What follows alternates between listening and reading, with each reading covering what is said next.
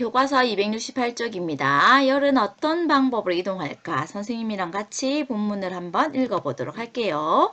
자, 겨울에 보일러를 켜두면 온수관이 지나는 부분부터 주위로 방바닥이 따뜻해집니다. 자, 그림 8-2와 같이 방바닥에서 데워진 부분의 입자가 활발하게 운동하면서 이웃한 입자와 충돌하여 이웃한 입자의 운동이 활발해지기 때문입니다. 말이 좀 어렵죠? 이처럼 자, 핵심입니다. 자, 고체에서 물체를 구성하고 있는 입자가 서로 충돌하면서 열이 이동하는 방법을 뭐라고 한다?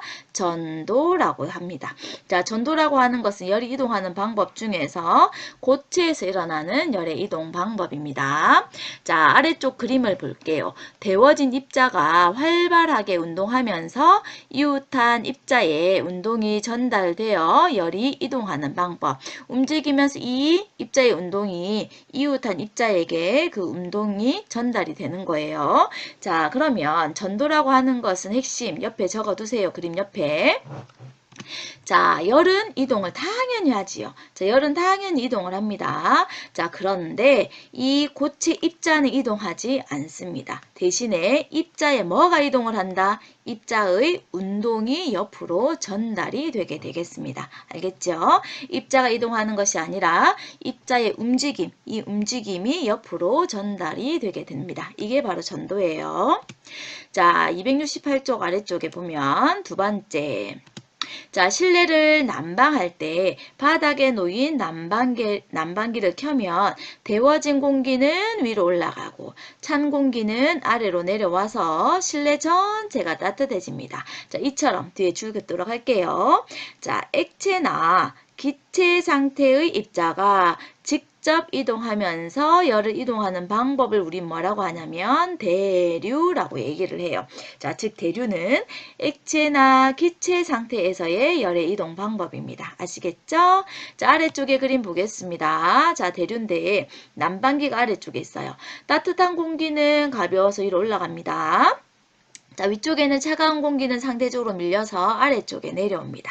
자, 이 대류라고 하는 것은 중요한 내용 적어두세요.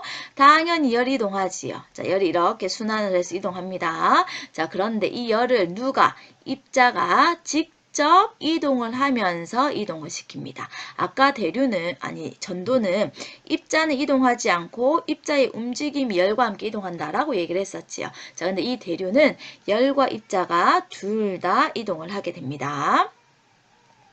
자, 269쪽 보겠습니다. 전도나 대류와는 달리 열이 직접 이동을 하기도 합니다. 햇빛이 비치는 곳에 있거나 난로 가까이 있을 때 따뜻함을 느끼는 것은 태양이나 난로에서 열이 직접 이동하기 때문입니다. 자, 이처럼 뒤에 줄 그으세요. 열이 어떤 물질, 어떤 입자의 도움 없이 직접 이동하는 방법을 뭐라고 하냐? 복사라고 얘기를 합니다. 자, 그림을 보면 손바닥이 따뜻하죠. 그런데 보면 난로가 이렇게 있을 때 손바닥은 따뜻한데 손등은 상대적으로 덜 따뜻해요. 이것은 왜 그러냐? 열이 직접 손바닥 이동을 했는데 손등은 손바닥에 이제 막혀서 열이 이동하지 못했기 때문에 상대적으로 차갑게 됩니다. 자, 열만 이동하는 방법이 바로 복사예요.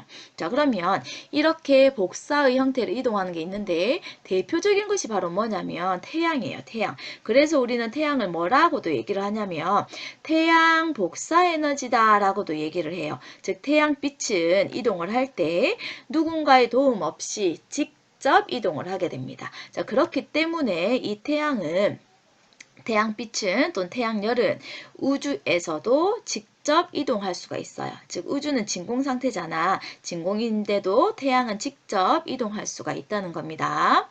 자, 열의 이동 방법은 크게 세 가지. 전도, 대류, 복사가 되는데 전도는 고체에서의 열의 이동 방법, 대류는 액체나 기체에서의 열의 이동 방법, 복사는 입자 없이 열만 이동하는 방법 꼭 기억을 해두기 바랍니다. 자, 교과서 269쪽 아래쪽에 보면 열의 이동 방법 표현하기가 있는데 자, 그 중에 1번 보겠습니다. 자, 모든 구성원을 입자라고 얘기를 했을 때 온도가 높을 때와 온도가 낮을 때를 어떻게 표현을 하면 좋을까요? 자, 교과서에는 이렇게 표현했지요. 난 차가워, 난 따뜻해지고 있어, 난 뜨거워. 자, 그러면 3명의 학생 중에서 온도가 낮은 것은 누구? 자, 온도가 낮은 애는 얘입니다. 자, 온도가 높은 애는 얘겠지요. 자, 왜 그런다? 온도가 높을수록 입자의 운동은 어떻게 되기 때문에 활발해지기 때문에 움직임이 가장 활발한 이 학생이 온도가 가장 높은 것이 된답니다. 아시겠죠? 자, 두 번째.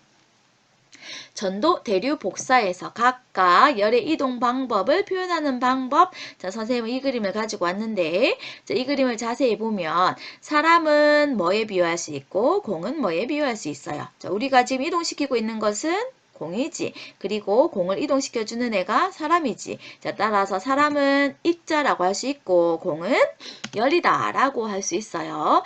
자, 그러면 이 열이 이동하는 방법을 보면 1번 공을 던진다. 자, 이 학생에게 공을 직접 던지고 있지요. 공이 직접 날아가고 있지요. 열이 직접 이동합니다. 자, 따라서 1번은 뭐야? 복사. 자, 2번 보겠습니다. 자, 이 학생이 공을 직접 들고 이 학생에게 가고 있습니다. 이 사람도 움직이고 공도 함께 움직이지요.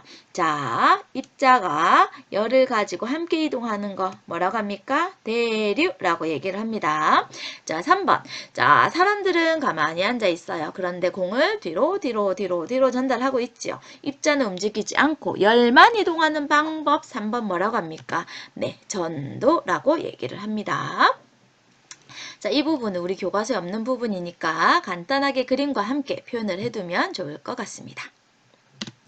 자, 교과서 270쪽 냉난방을 효율적으로 하려면 어떻게 해야 할까 보겠습니다.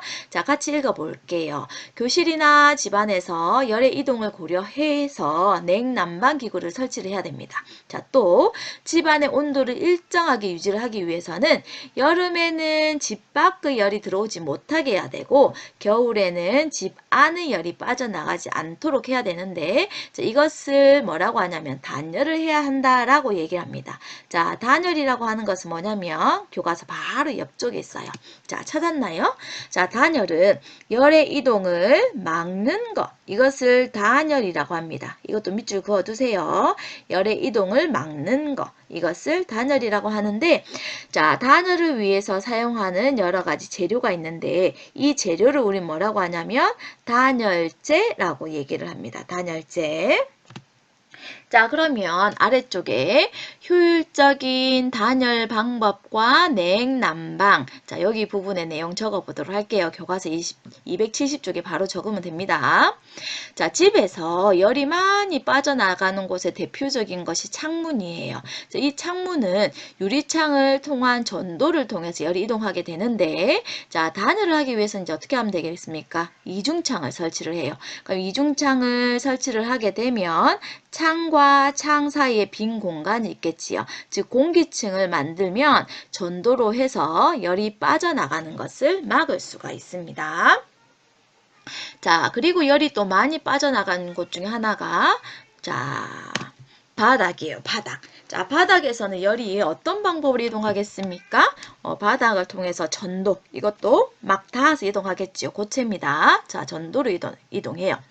자, 단열 방법은 자, 전도가 잘 일어나지 않는 물질. 자, 대표적으로 스타이로폼입니다. 자, 전도가 잘 일어나지 않는 스타이로폼 단열재를 바닥에 설치를 해요. 그러면 전도로 열이 빠져나가는 것을 막을 수가 있습니다. 자, 참고로 단열재의 대표적인 예가 스타이로폼입니다. 스타이로폼. 자, 이번에는 교과서 271쪽 보겠습니다. 자, 효율적인 냉난방 기구에 대한 건데 우리 예시로 보면 온풍기가 있어요. 온풍기. 자, 온풍기는 대표적으로 대류겠지요. 따뜻한 공기예요. 자, 따뜻한 공기를 내보내면 따뜻한 공기는 위로 올라갑니다. 그럼 이 위로 올라간 공기는 위쪽에 있는 찬 공기를 아래로 내려보내요. 그럼 아래쪽은 또 따뜻하겠죠. 그럼 계속 자, 순환을 하게 됩니다. 그러면 방 전체가 따뜻해지게 되겠지요. 되겠죠. 자, 그래서 자, 온풍기는 어디 쪽에 설치하는 것이 효과적이야? 방 아래쪽에 설치하는 것이 효과적입니다. 여기에 포인트 주세요. 온풍기, 즉 따뜻한 공기는 아래쪽에서 설치하는 것이 효율적입니다. 자, 두 번째 냉난방기구. 온돌. 자, 온돌은 열의 이동 방법 중에 뭘 것 같아요? 온돌은 고체, 자, 전도겠지요. 자, 온돌은 어떤 단열 방법이냐면, 자, 온돌은 돌이에요, 돌. 돌은 전도가 잘 일어나요. 그럼 열을 가했을 때 빨리 따뜻해지겠지요. 자, 전도가 잘 일어나는 바닥재를 사용한 거예요. 자, 그리고 여름철에 필수적인 거 에어컨이 되겠는데 에어컨도 온풍기와 마찬가지로 대류를 이용합니다. 근데 이 에어컨에서는 어떤 공기를 내보내? 차가운 공기를 내보내요. 자, 그러면 차가운 공기는 무겁기 때문에 아래로 내려와요. 자, 그러면 아래쪽에 있는 것보다 에어컨 어디에 있는 게 더 효과적이다, 효율적이다? 위쪽에 설치하는 것이 훨씬 더 효율적입니다. 왜? 찬 공기는 무거워서 아래로 내려오니까. 만약에 에어컨이 아래쪽에 있으면 어떤 일이 발생하겠습니까? 바닥만 시원하겠지. 그죠? 자, 그러면 아래쪽에 있는 스스로 확인하기 풀어보겠습니다. 열이 물질의 도움 없이 직접 이동하는 방법은 무엇입니까? 복사입니다. 자, 열의 이동을 막는 것을 우리 뭐라고 합니까? 단열이라고 얘기를 합니다. 자, 3번.